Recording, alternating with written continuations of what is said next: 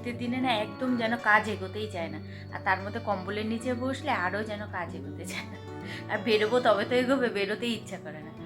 আর অনেক কাজ বাকি, এখনো বিছানা তুলিনি। দেখুন বিছানার মধ্যে বসেই এতক্ষণ আর কি গল্প আড্ডা দিচ্ছিলাম। আর এদিকে দেখো এই যে জামা কাপড় দেখছি, এখানে বাইরে জামা কাপড় মেলা রয়েছে কতগুলো, ওইগুলো গোছাবো, বিছানা গোছাবো, এই তো রয়েছে ঘরের কাজ।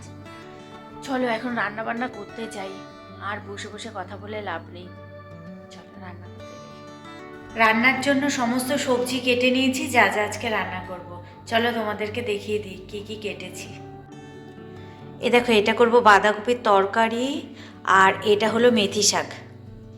মেথি শাক করব বেগুন দিয়ে, আর এটা করব শিম দিয়ে ডাল। ব্যাস, এই হবে আজকের রান্না বান্না। আজকে হলো নিরামিষ রান্না, এই রান্না হবে।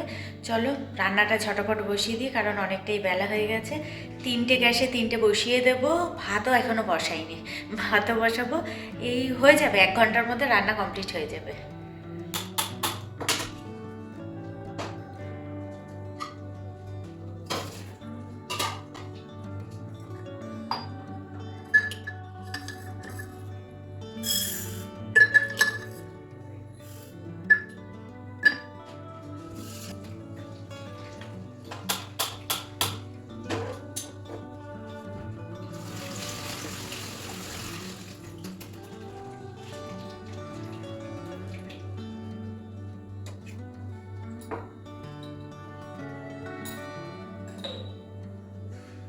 শুধু লবণ দিয়ে দিলাম।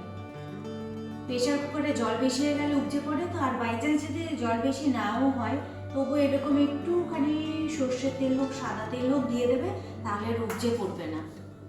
জল বেশি হলে উপচে পড়ে চারিদিক এরকম ছিটিয়ে থাকে না, সেটা পড়বে না। পড়লেও একদম অল্প, চারিদিক ছিটাবে না। ভাত বসানো হয়ে গেছে, ডাল বসানো হয়ে গেছে, এটার মধ্যে এখন চাপিয়ে দেবো তোমার বাঁধাকপির তরকারিটা। তার আগে কড়াইটা চাপিয়ে দিই।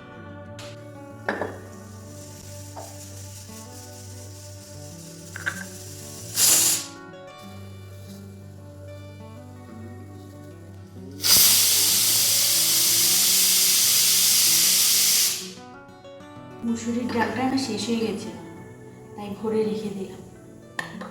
টমেটো, কড়াইশুঁটি সব কিছু দিয়ে হচ্ছে বাঁধাকপির তরকারি। এখনও তরকারিটা অনেকটাই হবে।